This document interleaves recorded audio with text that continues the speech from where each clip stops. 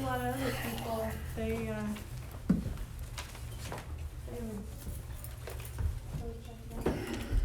Is it cold in here, y'all? Or is it okay?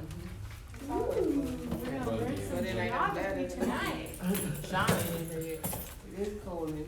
By all of them. Cold. Give it 5 minutes. I'm gonna cut on a little heat. 71. Oh, well, the time was perfect, I had just enough time Or to get back 72. home, drop off mom, and then go. Like, I Gotta didn't even be go sick. up the stairs, and I'm like, We here's the can't key. figure out why our heater don't work. Like, so it'll stay on all day long. I come in the house, it be burning up. My cut it off. on my gas, I stopped Then my when it get gas. cold and I try to cut it off. Kept on saying, I should've got gas before. If Advil was drugs, I guess so. For some reason, I didn't do that. No, I get in the car, and I'm like, I'm not better exercising. go get gas. Only No, when I I go down the exercise. road, not go get gas, right? And I have no problem sleeping in. You exercise. I don't know, if you're still feeling, I'm just like, I'm a little wore out. Oh, well. I'm so glad I get to be here. Thank you for reminding me, because my brain was just so. I feel no conviction I had an about that. appointment with Sandy. I had to sit and talk, I had to do something to talk about it. It works. We went ahead and worked that out. Oh, good. So everything worked out. God, it's so good. Hello. Hello. Sorry, my name was, I've been under the weather. And, so, if I sound funny, I'm not sad or Yeah, anything. cause it's gonna blow cold. Let me do 74 then I'll take it. Just to take the chill out. Somebody has to do it. Actually, be sure you get your blanket for me. Yes. Yes, you have a blanket. What? Oh, that's so sweet. Don't know what you All said. right. Grab my tea. Thank you. You want me to go get I got some silver card, let me go over there and let you have some. You take care of that. Okay. Think it's just out. How hot is this? Burn my tongue. No.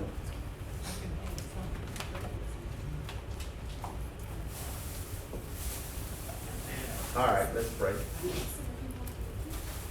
Heavenly Father, we give you thanks for getting us up this morning. We thank you, Lord, for bringing us here this evening. We ask you, Father, to please forgive us of our sins and then help us to be in tune with your Holy Spirit. Please let him be our teacher. As we go through this lesson, help us to get this correct.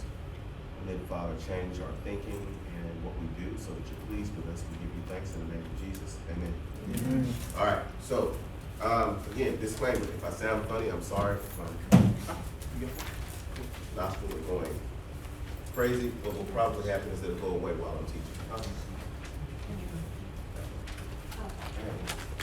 All right, so I think we are in Genesis chapter 11. We did chapter 10 basically on last time. I gave you some handouts. Everybody get one? Yes, sir. All right.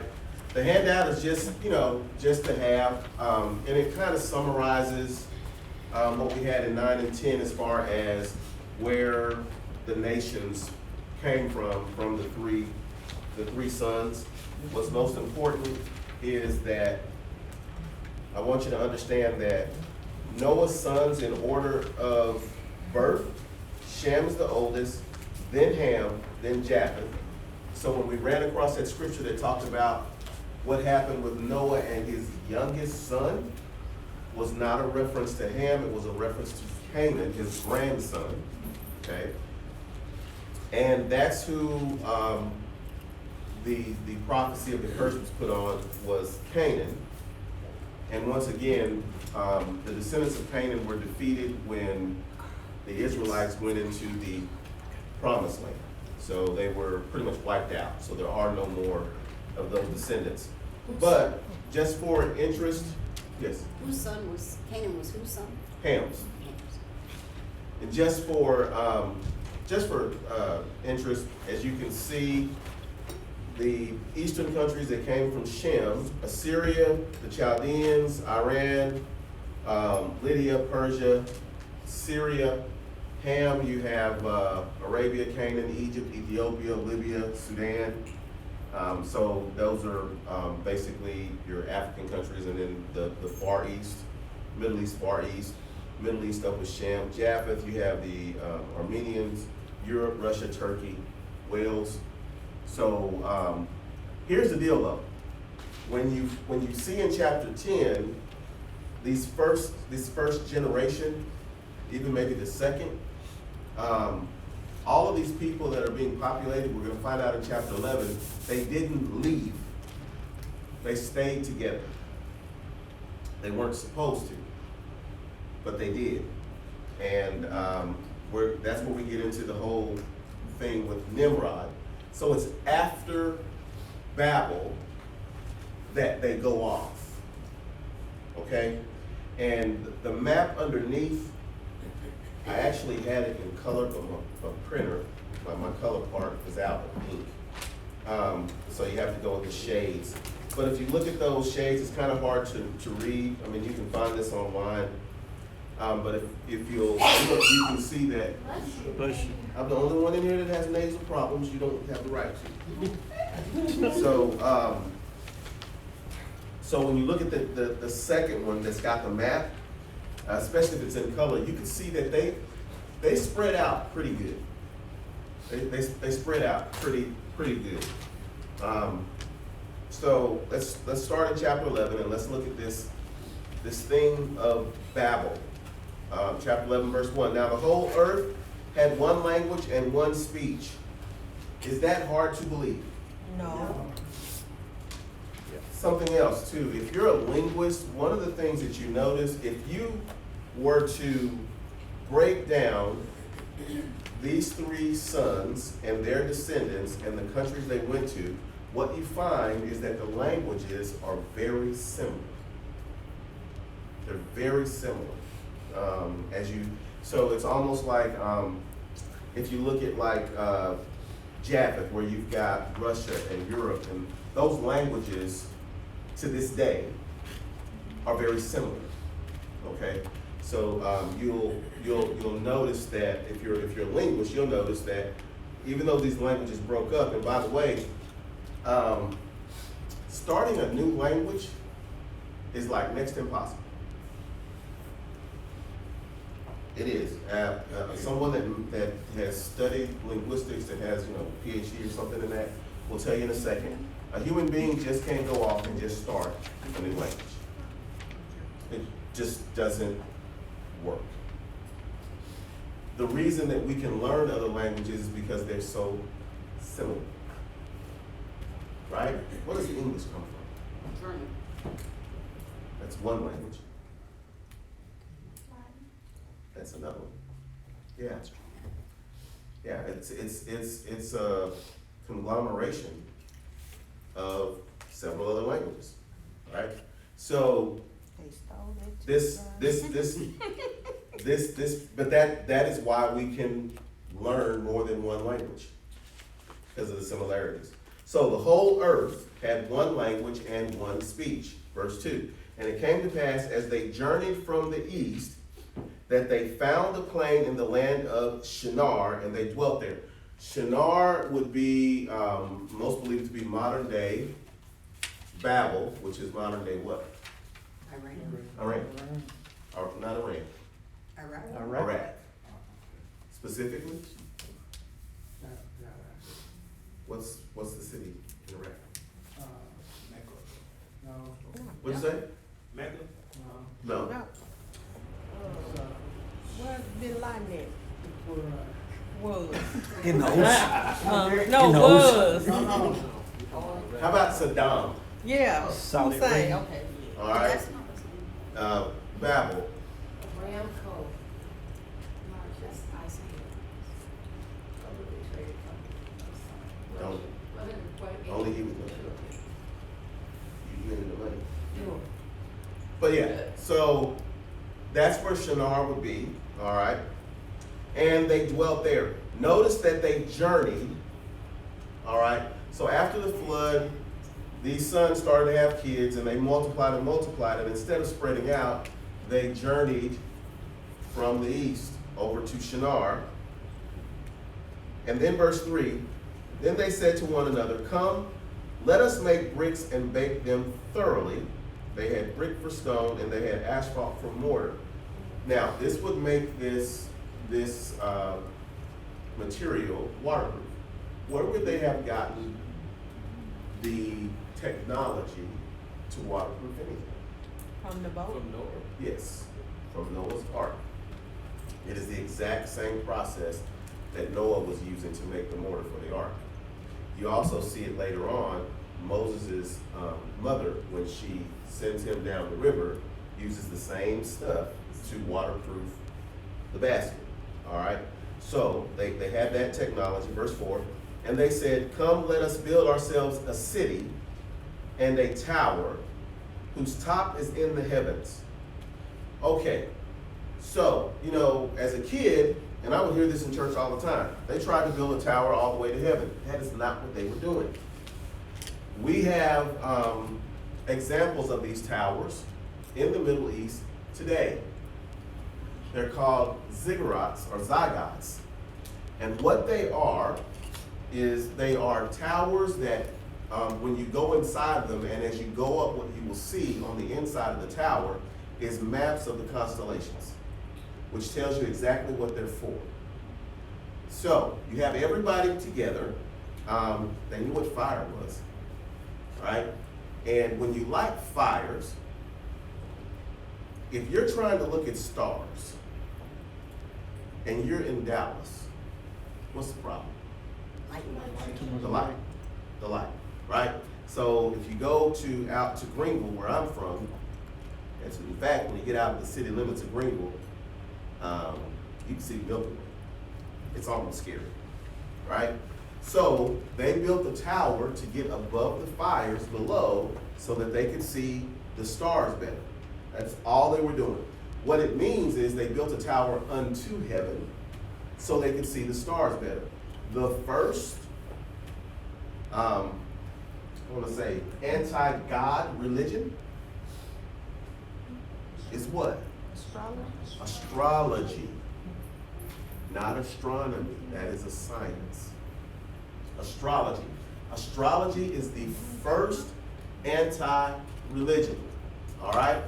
And astrology is simply, at its basis, they went up, they noticed that over a certain time period, they saw the constellations do this.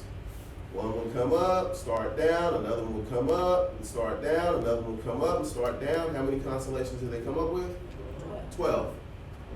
Those 12 constellations, all they did was they mapped them out and then they made pictures out of them.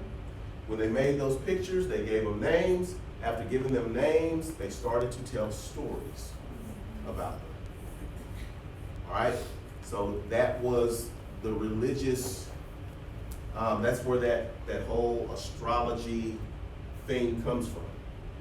Which should tell you something about all of you that keep quoting astrological mess today. I am an Aquarius, and you know how we are. How are you? The same as everybody else. Stop doing that. Number one, the Bible says, don't do that. Number two, you're lying to yourself. You're absolutely lying to yourself because you're buying into what somebody else says everybody born under this constellation is. It's you fulfilling in yourself what you heard. You know why? Because you had faith in it. Why would we have faith in astrology? Sounds good. Doesn't it? You know, you're a Scorpio and you're powerful. You know, you're like, that's Which one of the signs is bad? No. what is it? No, I'm serious. Which one of them is bad? All bad. No. No, I mean, when you read them, which one of them says, if you're this, you are a terrible person? I think they usually said Leo though. I was Taurus. just thinking the same thing. I think they said that about Taurus. No, it doesn't. No, I'm just saying that's what they say. No, that's non-Tauruses, right? But a Taurus reads it and it's great. It's absolutely wonderful. It's an aha moment. Here's the other thing. I've done this to y'all in a sermon, but I'm telling you, if I switched up the descriptions and handed it to you, you'd read it and go, yeah, that's true, maybe, yeah, that's me. Because all of those descriptions say the same thing. All of them. They say the same thing. In different ways, they're saying the same thing. They're giving you generalities. That's all. That's all it is. You know, you're a water sign. Yes. That's Libra. Oh, that is Libra. I'm a Libra. Yes, you're unbalanced. No. No, I mean, but the thing is, when you buy into that, and then you start picking up the paper every day to see what it tells you, and then it tells you you're gonna meet somebody today. You like that one? You're gonna meet but it doesn't tell you that you're gonna meet someone for a specific. It'll be just very general. And what's the chances of someone reading that and meeting someone? Almost 100%. Especially if you go to work in an office or, you know, someplace where you're gonna run into strangers all the time. It's just today you're on the lookout. Right? Smiling at folks. So, yeah, stay away from it. Whatever you do, stay away from it. All right, so that's what these towers are. All right. So, we see here, and they said, come, let us build ourselves a city and a tower whose top is to the heavens in verse 4. Then it says, let us make a name for ourselves. Here's the whole point of this. Let us make a name for ourselves. As opposed to what? No, the children of God. Spreading the name of God. Instead of spreading the name of God, let us make a name for ourselves. By the way, when you name something, you own it. That's the point. So do they name Babel. Lest we be scattered abroad over the face of the whole earth. What did God tell them to do? Go. Go scatter. They said, nah, we're going to make a name for ourselves. So we need to get out from under that name, go to this name, control our own destiny, stay together. Verse 5. But the Lord came down to see the city and the tower which the sons of men had built. Now, verse 5, I believe you can take literal. I believe the second person of the Trinity visited them. Came down. Took a look. Verse 6, and the Lord said, indeed, the people are one, and they have all one language. And this is what they began to do. Now, nothing that they propose to do will be withheld from them. Look at what God says here. They propose to stay together. They are proposing not to scatter like God said. And God says they got one language, and whatever they want to do, they're going to end up doing. They do have a leader. Who's the leader? Nimrod. Nimrod is the leader. Does anyone know what Nimrod's name means? Not hunter. Fool. Not fool. King. I forgot what you said. Was it king? Who's got study Bible? Go back to verse 8. See what it says about Nimrod. You should have a note on it. I don't have one in Verse here. 8? Wait. Of chapter 9. Of chapter 10, I'm sorry. Mighty one on the earth. Yeah, mighty one on the earth. There you go. He was a king? Yes, he's the first king. He is the first king. So go back to chapter 10, verse 9. Cush begat Nimrod. He began to be a mighty one on the earth. He was a mighty hunter before the Lord. See what gets confusing when people see hunter? They think of animals. But was a hunter before the Lord. If he was against the Lord, what would he be hunting? People. People. Was he against the Lord? That's what that before means. It means against. Oh, Oh, It means against. It doesn't mean he was, see, it looks positive, yeah. but when you read it in the Hebrew, it's negative. It's a negative thing. He's not a hunter with a bow and arrow. He's a hunter of men. He was probably mighty in that, he would kill or do whatever he had to do. He was probably extremely charismatic.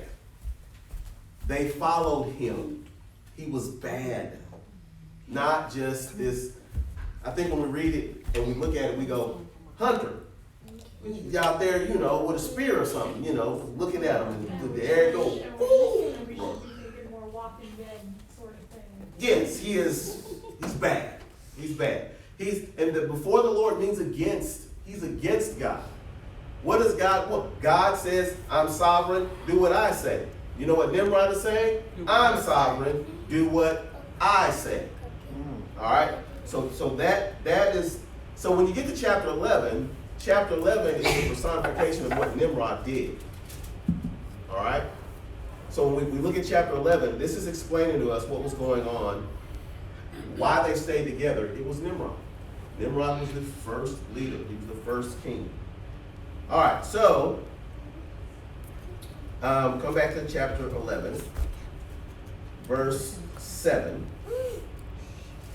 Come, let us, why us? The Trinity.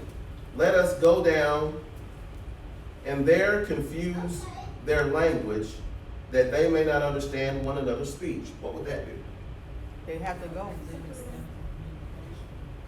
They'll scatter. Well, yeah, they would scatter. Something else would happen too. They wouldn't be able to work together. They wouldn't be able to follow. They wouldn't be able to work together. They wouldn't follow him. They wouldn't be able to follow Nimrod. Right. What I loved about 6 is that the Lord said, if it's one people speaking the same language and begun to do this, then nothing they plan to do will be impossible for them. And it's like, I think if Christians would come together and know if they could come together and be on one accord, there's so much power in that. There's so much power in that. If people could come together and be on one accord.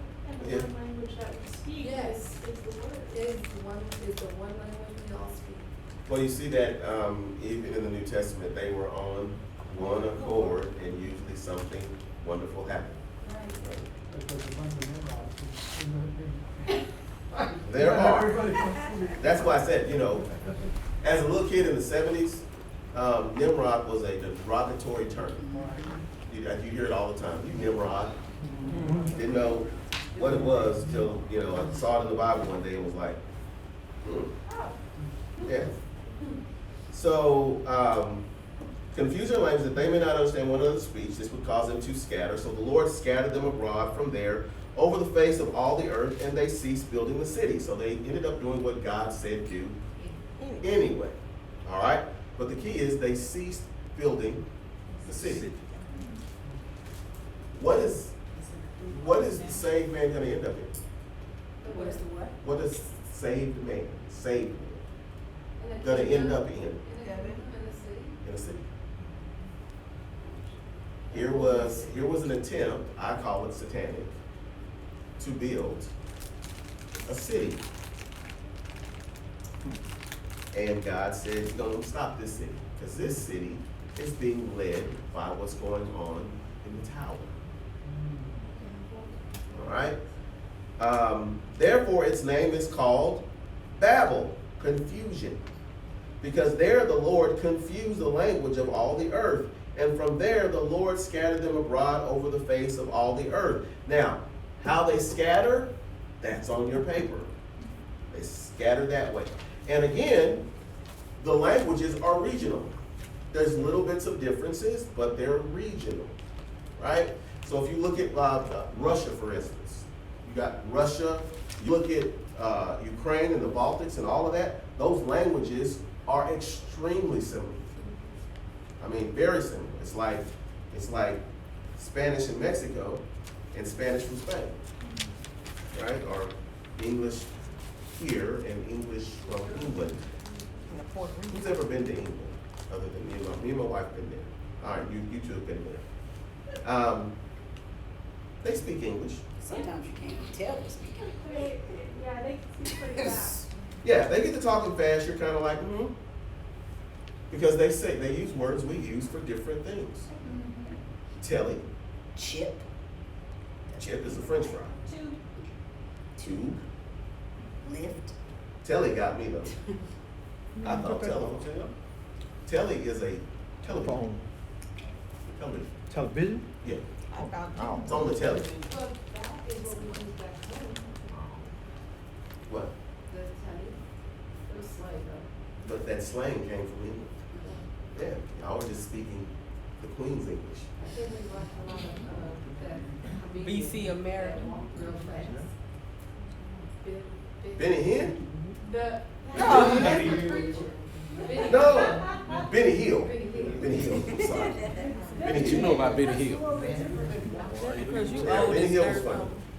It's all right. You like it. So, and then, me and my wife, we like to watch these Nigerian movies. Oh Yes. my God. They're good. And can't understand half of what's being said. But it's hilarious. It sounds like a foreign language, but I promise you they're speaking English.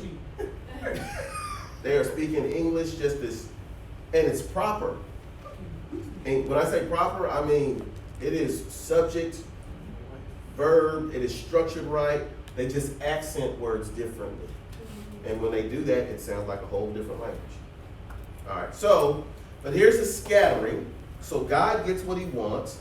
Then you get to verse 10. This is the genealogy of Shem. Shem was 100 years old and begat Arphaxad 2 years after the flood. Wait, out of curiosity, before we move on to the genealogy, did they ever find a city in Iran that was, half finished like that they thought had been? Well, remember, if this is Babel, all right, then this would be the same city that we find Nebuchadnezzar. So they would have finished it and built it, yeah. And when you look at it, it makes sense, because what did Nebuchadnezzar do? He built the statue to himself. Built a statue to himself. He completed what was going on in Babel. So Babylon became Babylon? Yes. Okay. It was destroyed though, right, by Ham, by God? Did he destroy Babylon? No, What was it destroyed? he destroyed Sodom and Gomorrah. Okay, Sodom. Sodom and Gomorrah got destroyed. But Babel came after Sodom and Gomorrah. As we go through some of these names will kind of, Resonate. yeah, maybe not, but we'll see. After we got Arphaxad, Shem lived 500 years and begat sons and daughters. So Shem is where the Jewish people descended from, the Hebrews descended from Shem. And that is, now, do y'all remember the term from last week? You remember it now? If you're anti-Jewish, they call you anti-Semitic. Oh, yeah. That comes from Shem. All right. Arphaxad lived 35 years and begat Selah. The same thing that was happening before the flood is happening now, where you get these generations born while people are still being birthed. Like Arphaxad, probably when he was having great-grandsons, he was still having, Babies. well, he was still having brothers and sisters.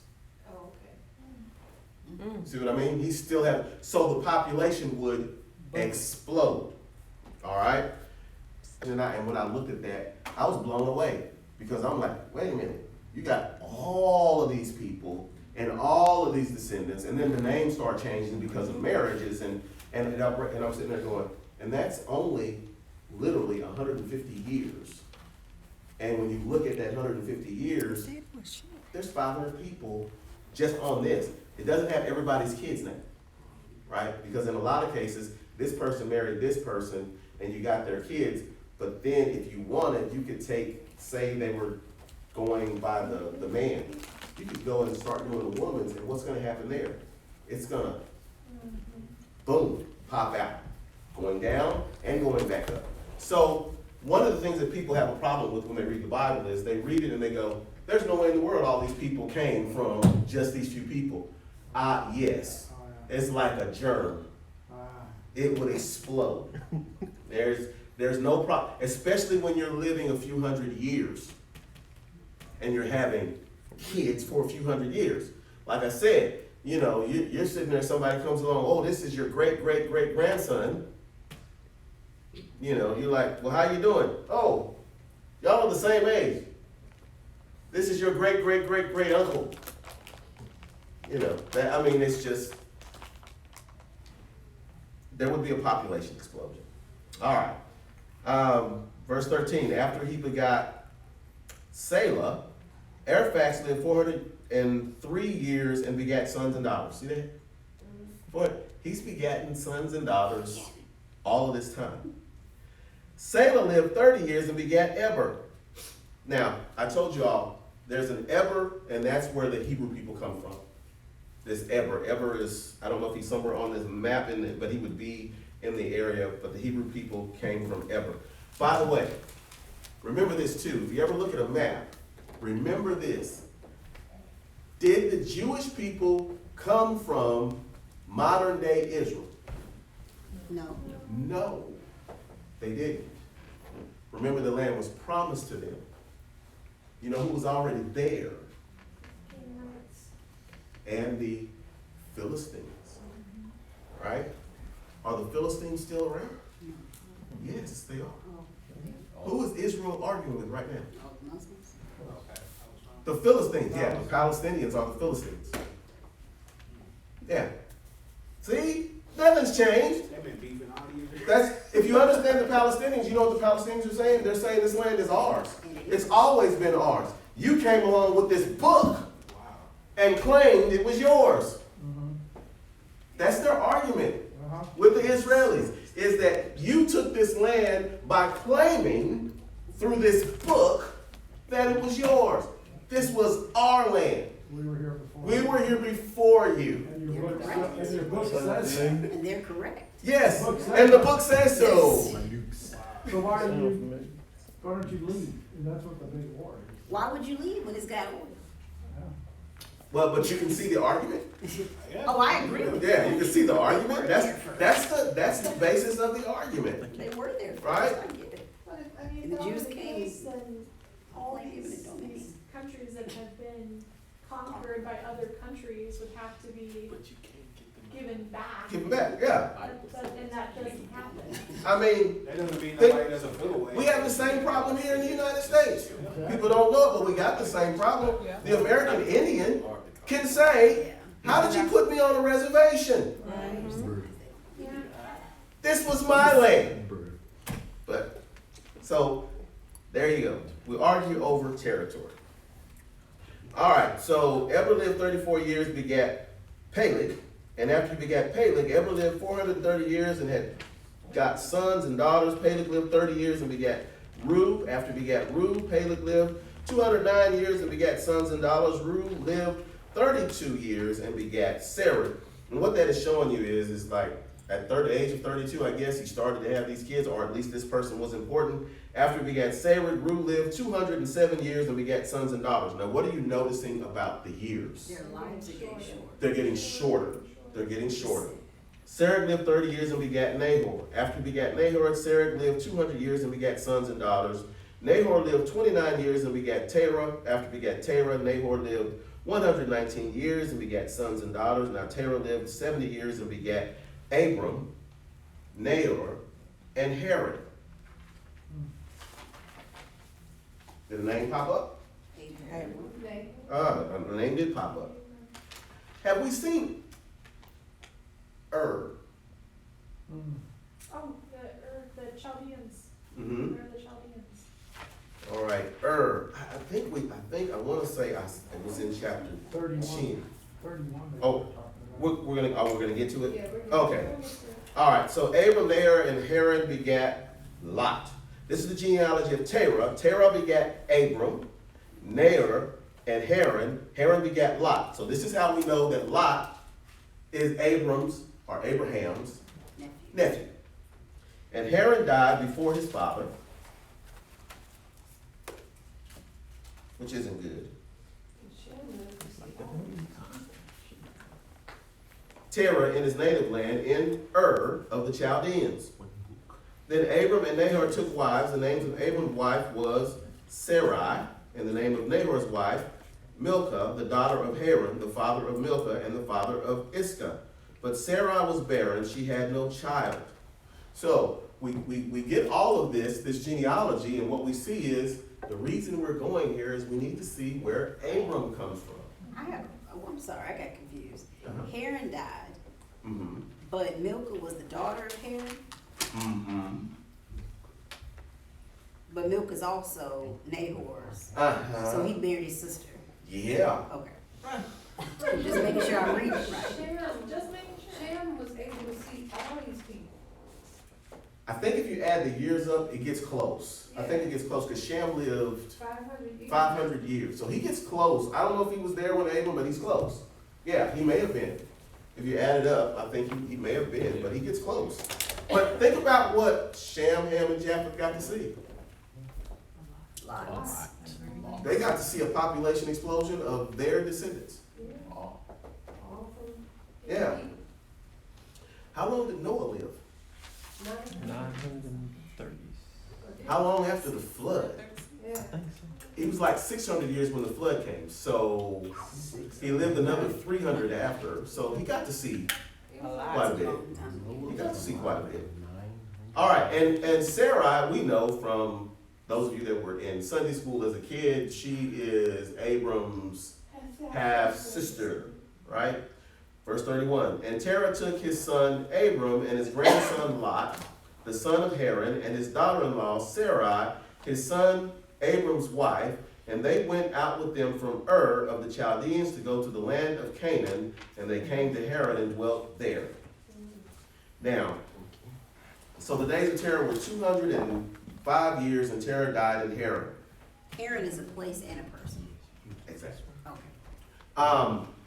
So one of the things that you might want to do one day, just for the fun of it, when you don't have anything to do other than watch television, is pull out your computer, Google Ur.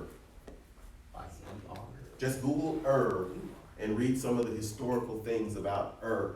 It will help explain some of the things about Abram. Because here's the deal. First of all, with Abram, was Abram aware of Jehovah?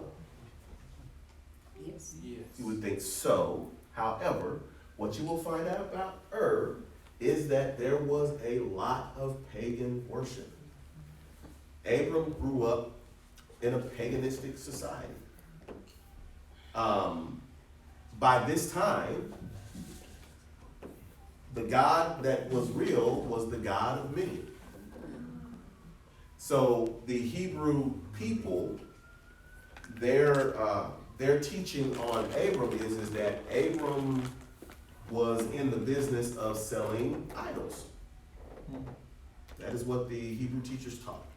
That at the time that God came to him, he was in the business of selling idols. In other words, there was nothing special about Abram. Nothing that set Abram apart from anyone else. Nothing that made Abram attractive that you would think God would go and get him. Which makes what happens in chapter 12 bigger. Well, what do you call it when something like that happens? What do we call it? Where God takes someone who doesn't seem to be the person you go and get. Grace. Oh, Grace. That's grace. Why did he pick Abram? Because God wanted to. I mean, one of the things you'll find out with Scripture, which is very interesting, is God never seems to go and get the individual that is who we pick. You know, outstanding, well-known, well-liked. He goes and gets a nobody. What does that prove? that he's the one who He's did. not Yeah. into. Everybody can. Well, What about Saul though? Like Saul, he was the attractive, tall, like he looked like a king. but He didn't have the confidence. yeah. He didn't Yeah. have the confidence like that. But even when you look at Saul's character, Mhm. you know, Well, Yeah. He was fly. I'll put it this way. If you go back to chapter 10, if there was somebody that God would have called out, it would have been Nimrod. if you were one of the people there? Oh, you would think. Oh, God, that would be God's man. Oh. Yeah. So much so that he could go against God and we'll follow him. God doesn't go get the charismatic, well-liked person.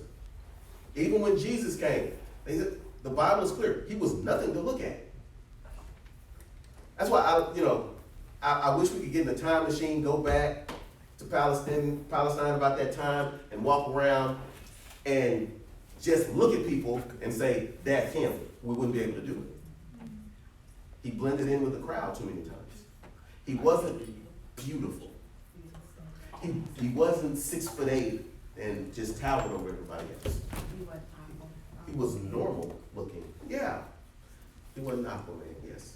He wasn't Aquaman. Okay. That's who he wasn't. But again, with Abram is no one special. All right? So when you get to chapter 12, now the Lord had said to Abram, why Abram? Why not Abram?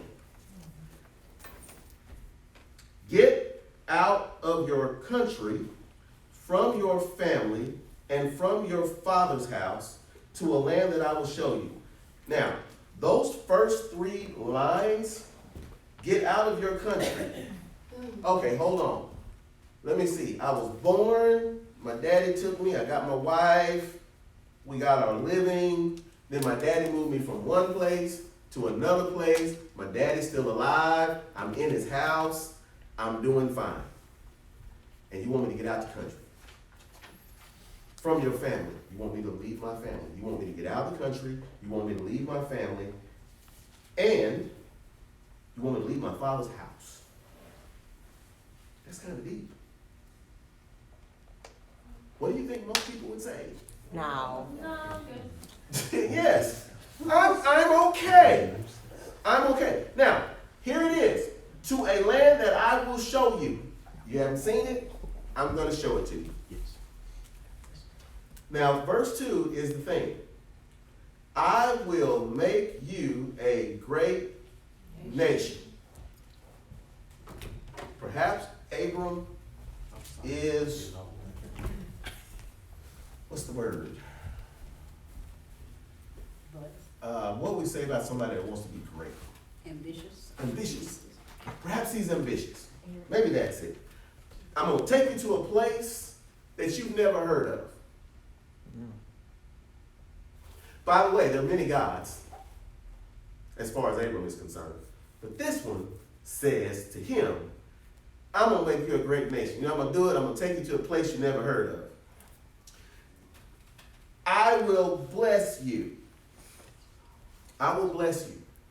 You are the nation.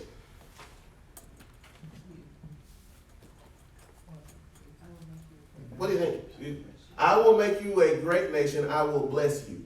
You are the nation. I'm saying R as in O-R. Oh. Oh. Or. Well, Anybody else? Not A-R-E. I'm asking a question. Who is he going to bless him, or is he going to bless the nation? The nation. Everybody, him and the nation.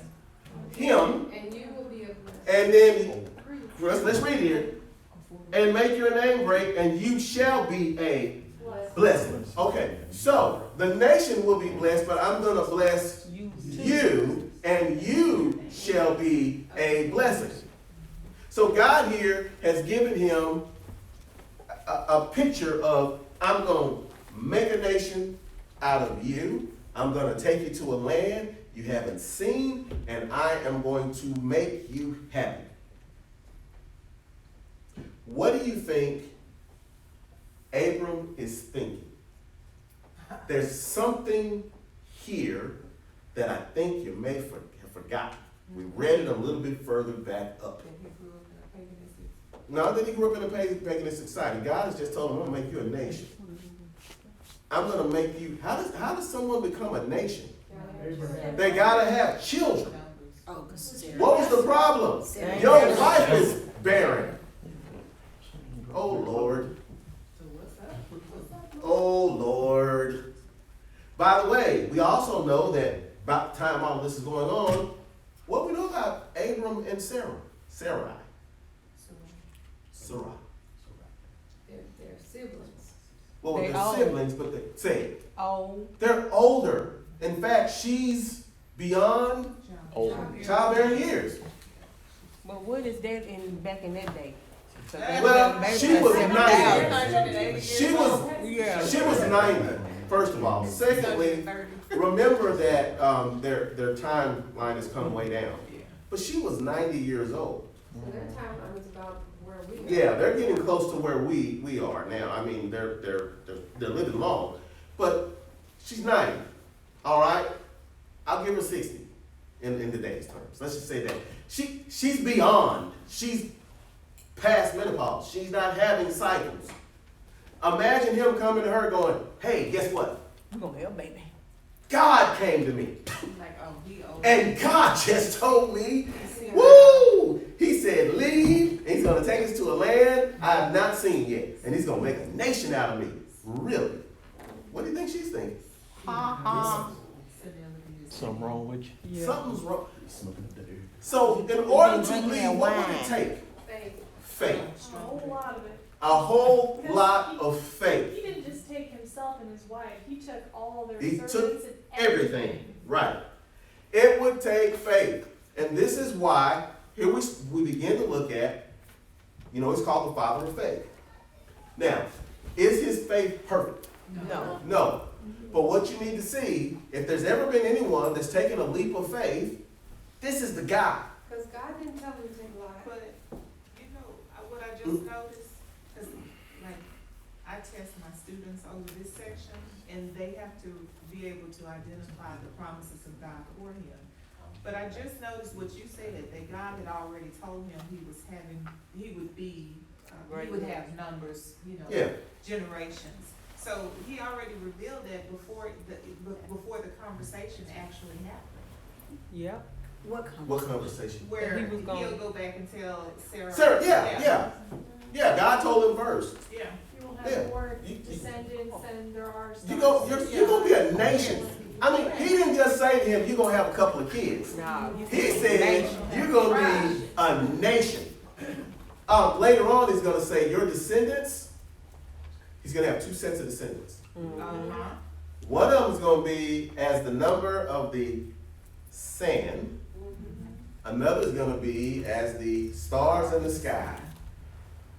Wow. Ooh, that's a lot And of your faith. wife is Nice. barren. I don't know, but this is faith. This is faith. Now, talk about, let's step out on, y'all was in there on it, right?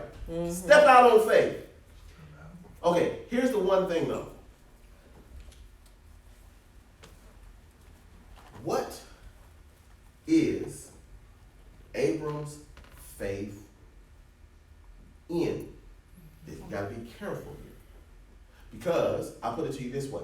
What if I came to Abram and said, hey, look here, God wanted me to tell you, get out of your country, from your family, from your father's house to a land he's gonna show you.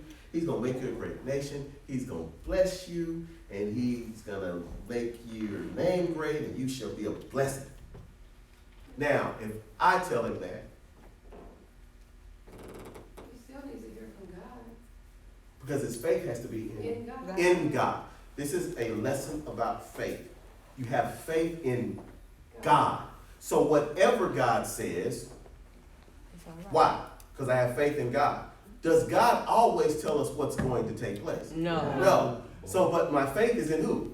God. So even when God hadn't told me, I just have faith in God so that when it happens, it's exactly what God wanted. That's right. The lesson there is have faith in God. You may want what you want, and God never told you not to want anything, did he? You ever read that where God said don't want anything? Yeah. God never told you not to want an outcome of anything, did he? He never said no, but he said have faith in who? Him.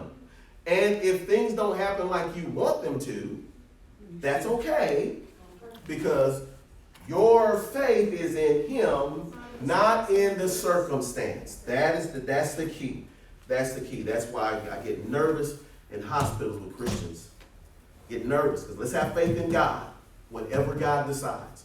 By the way, going to heaven, That's the That's the best thing in the world, right? Yeah, because I get nervous. People walk in, oh, there ain't nobody dying today. I'm like, hey, whoa, did you speak to God? You didn't want to let us in on this? Because if God decides, you might go while we're in here. Never know. I will bless those who bless you, and I will curse him who curses you. That right there is amazing. I'll tell you why that's amazing. Remember, let's go back up. I will bless you and make your name great, and you shall be a what? A blessing. Then he says, I will bless those who bless you. But you are going to become a nation. So what happens when you bless the nation? You become happy too. You become happy too. A la United States of America. As long as we've taken care of Israel, we have been blessed. We're the most blessed nation on the earth. And I'll totally say, you can't take a bunch of people from a different place, put them together, and expect anything to go right, except for one thing that we've done. The one thing that we've done. Very well. And oh, by the way, if you look at our history, or if you look at the nation's history, if you're a history buff, you will notice that America didn't really take off until Israel came back, became a nation, and we supported them. Then we exploded from a prosperity perspective, so to speak, and as a world power. It came after Israel became a nation. Prior to that, we were just one of the guys on the block. We're just one of the guys on the block. I will curse him who curses you. We know this to be true. Israel is this big. There are countries around Israel. If Israel is this big, his country's this big. These big countries have attacked this little country. And not one of them around them can whoop them. They really don't even need our help. They have beat off every country around them. And think about it. All the countries around them hate their guts. Why? I told y'all why earlier. They took the land. They took the land. They came in and they took the land. They hate their guts, but there's nothing they can do about it. And in you, now this is the big one. If there's a promise here you want to hold on to, it's this one. And in you, all the families of the earth shall be blessed. All the families of everybody's going to be blessed. What's in him? Jesus. That's what's in Abram. Jesus. That when we start talking about everybody wants, we got to look at the promises of Abraham. I'm like, get to the last one. Because the last one is the one that's most important. It's most gonna make a great nation, wonderful. By the way, we are part of that nation of the stars. That's the spiritual descendants. The sand is the physical descendants. We are the spiritual descendants of Abraham, but the beauty of it is this last one. And in you, all the families of the earth shall be blessed. All the families of the earth can become a part of this nation. All right, that's the big one. So verse 4, so Abram departed as the Lord had spoken to him. You might want to circle as the Lord had spoken to him. He did what the Lord told him to do. Can I ask a quick question? Sure. So in verse 3, and in you all of the families of the earth shall be blessed. Does that have anything to do with Christianity, like the people that believe in Christ? Or is that as a whole? It's as a whole. So let me explain. I'm glad you brought that up because that is a big theological argument. Okay, so does this say all? All families. All families. Okay, there's no stipulation on this. So here's where this is. For God so loved the world that he gave his only begotten son. Stop right there for a second. For God so loved the what? World. That he gave his only begotten son.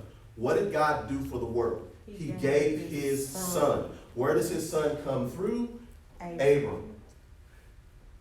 Now, that whoever believes in him, that's who's going to take advantage of the fact that God has gave him. Right? But God gave his son for the world. All right? 1 John chapter 2, verse 1, where it tells us that, everybody turn there. for not these only, but this is important. Who's got a MacArthur Study Bible? First John chapter 2. Anybody got a MacArthur Study Bible? MacArthur. Huh? I do. All right. He's wrong. MacArthur. Which Y'all one? know, I can disagree, can First John chapter 2, verse. I knew she was gonna say that. She go, you just want to be, no, seriously. Okay, so there is a chapter 2, What verse? 1 and 2. Mm-hmm. Yes. First John chapter 2. All right, yeah. My little children, these things I write to you so that you may not sin. All right, so I'm writing to you so that you may not sin. He's writing to save people, that you may not sin. Save people, he's writing to. And if anyone sins, we have an advocate with the Father, Jesus Christ the righteous. Isn't that beautiful? Because he's writing to me as a saved person. If I do sin, I got an attorney. I got someone advocating on my behalf. Now look at verse 2. And he himself is the propitiation, that is the payment, for our sins. For whose are? All of the people that he's writing to. Saved people. Our sins. And not for ours only, but also for the whole world. All right? This means that Jesus paid for the sins of the whole world. The payment was for forgiveness. All right? Forgiveness is unilateral. That means it goes in one direction. Forgiveness has nothing to do with the one being forgiven. Nothing. You forgive people not because they come and ask for it. God didn't ask us if we wanted to be forgiven, did he? In fact, when he sent the payment, what did man do with it? Rejected it. Right? So, unilaterally, God has said, I forgive you. Reconciliation is bilateral. It takes two. If you don't want to be reconciled with me, I can't make you. All right? Quite literally. I can't make you. It takes two of us. All right? So, back to Adrian's original question, because I didn't want to go all the way around the corner and not come back around the block. Now ask your question. So what I was asking is, was it only for the people that are within the family of Christ versus? So who's all blessed? We're all blessed. The entire world is blessed with Christ. Why? Because he paid for the sins of the world. However, the payment for the sins of the world is not what gets you into heaven. It's the reconciliation. The payment for the sins of the world puts you in a position to be reconciled. But you can reject it. Oh, gotcha. Yeah, but everyone is blessed. Everyone is blessed. Everyone is blessed because of Christ. Because of Christ, we now have, and like old preachers used to say, especially if you were Baptist, you are blessed to have access to the tree of life. Look, Sean back there laughing. Tristan know he's heard it. You heard it 100 times, didn't you? We used to hear that. As a kid growing up, I hear that in the back. I don't know why. Access to where's the tree? I don't know what he's talking about. Now I understand what they're saying. This is what they're saying. They're saying that because of Jesus, every last one of us can go to the book of Revelation and say, I too can have access to the tree of life. I get there by faith. Right? By faith. And so, roundabout way of answering Adrian's question, but it's an important question, is the whole world is blessed through Christ. Because some will argue that. As a matter of fact, a Muslim will argue that with you in a second. Because what the Muslim's going to say, come back to Genesis, and I've had this discussion online.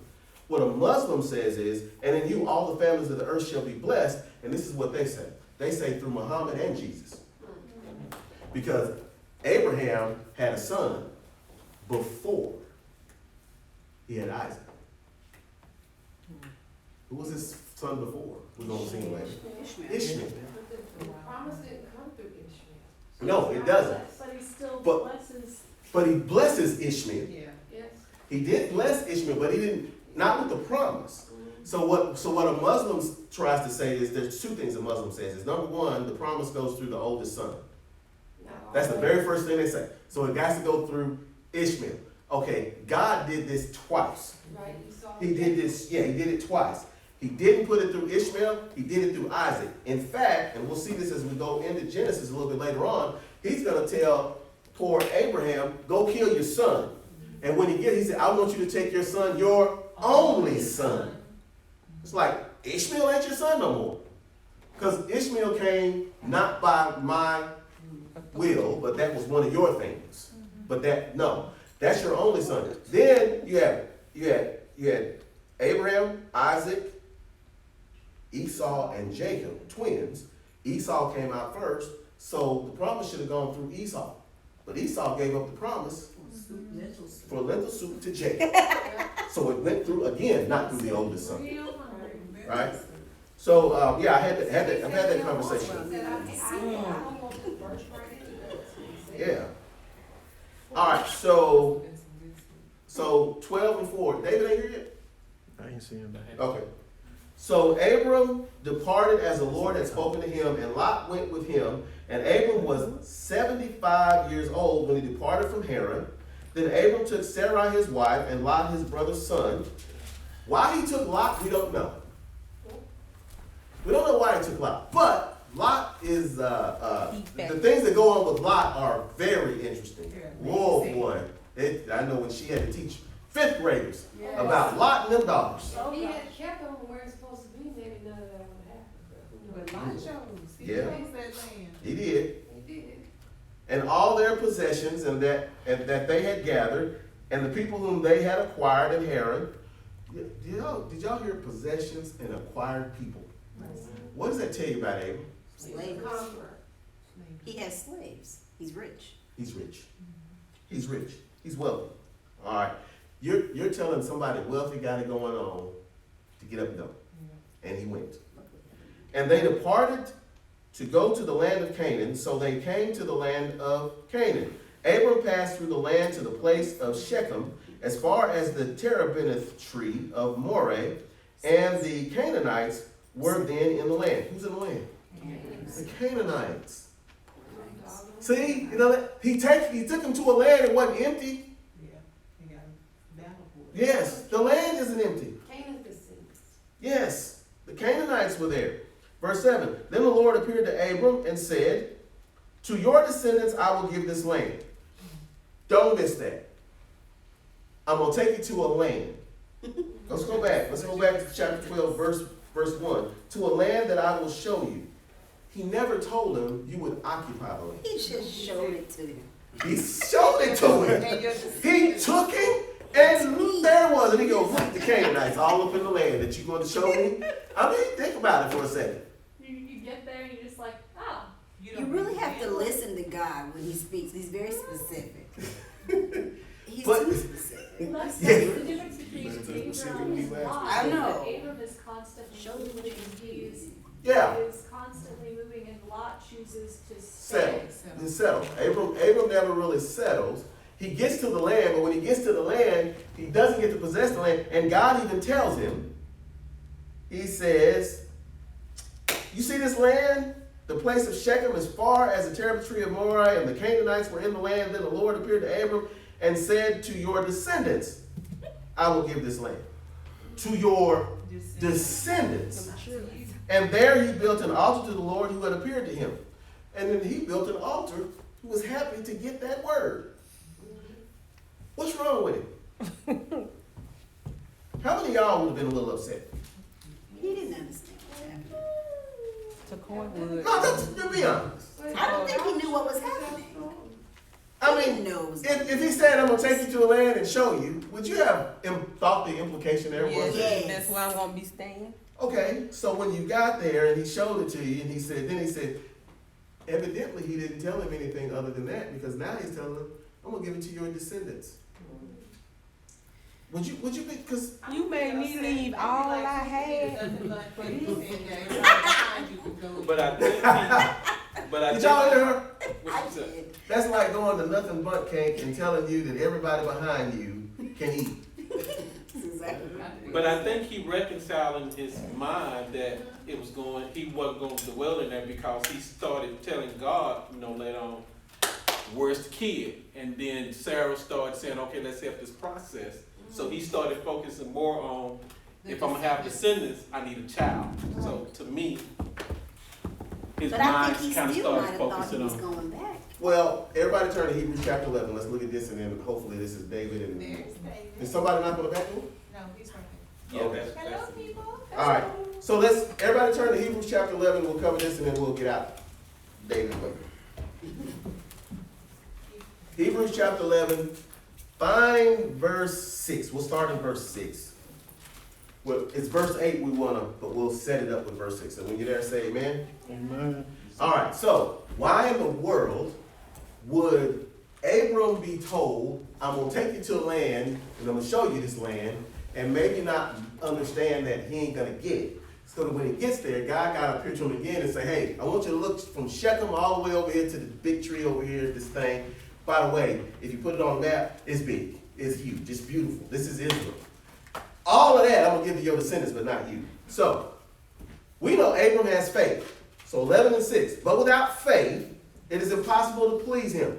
Abram has pleased God because by faith he has made this trip, right?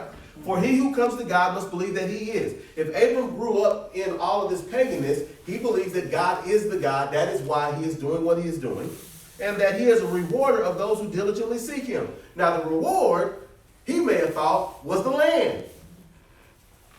By faith, Noah, Abram's descendant of Noah, by faith, Noah, being divinely warned of things not yet seen, moved with godly fear, prepared an ark for the saving of his household, by which he condemned the world and became heir of the righteousness which is according to faith. So the first thing you need to know about Noah is understand how this faith thing works. God says it, and Noah said, okay. Ain't never been no rain. I don't know how this is going to work. But if you say build it, I'll build it. Everybody else around me probably calling me a fool. For how long? 120 years that it took me to do that.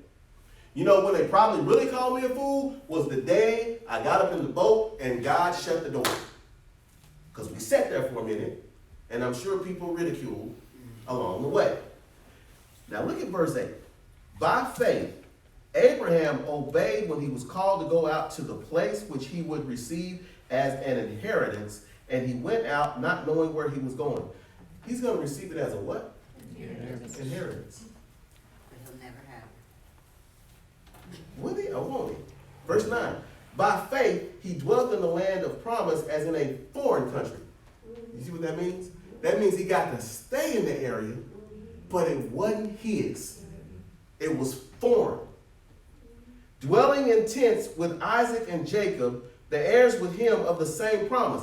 None of them ever possessed the land. For he waited for the city which has foundations, whose builder and maker is God. There it is right there. That's the key to this. He got to the land. God showed him the land. He never possessed the land, but that wasn't the land he was hopeful for. He was looking towards eternity. When you have faith, you're heavenly minded. He didn't need the land to possess. When God said your descendants are going to have it, you know what this is saying? This is saying that Abraham said, that's cool. Because where I really want to be is with you. God, Faith in God. but God did provide and there was benefits from going. God- He did all of that. But Abraham wasn't concerned Oh, so he with was- all of that. he was cool. This seems kind of similar to David and Solomon. Like, God told David, you're not gonna build the temple because of all the blood that you shed. Your son's gonna do it. Do you think that maybe because Abraham was born and raised in that paganistic society and that he was, I guess, somewhat tainted by it, that's why he couldn't be the one to ultimately possess the land? Well, no, I'm going to tell you, as we go through Genesis, I think one of the obvious things here was that what God wanted to do was God, first of all, wanted to prepare the land. And so God didn't want the Israelites to come into the land and say they had done one thing. Because remember, when they go into the land, the cities are built, the wells are dug, Crops. everything is done. 400 years So, of slavery. let me show you, then go into your 400 years over here with the Egyptians. When you come out and you come to the land, guess what it is? It's a land flowing with milk and honey. And what that means is God prepared it. He showed it to Abraham, said your descendants are going to have it, but Abraham was still blessed. Right. He stayed there. And they, Only had one problem when he was there. Remember what it was? It was with Lot. mhm. That was his only issue. He had to go get Lot. That was it. Other than that, Abraham stayed there. He had peace. Remember all the other kings? They got along with him. He was fine. He was blessed. That's it. Isaac was blessed. Jacob was blessed. You know, Isaac and Jacob's only problem, Jacob's only problem was having his brother chase him around. That was it. But he was blessed nonetheless.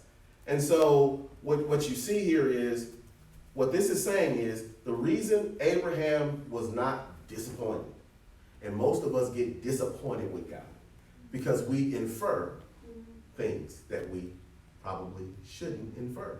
When I look at this and I see that God had to come back and tell him, your descendants are going to get this, not you, I'm sure he inferred he was going to get the land. But here's the faith thing.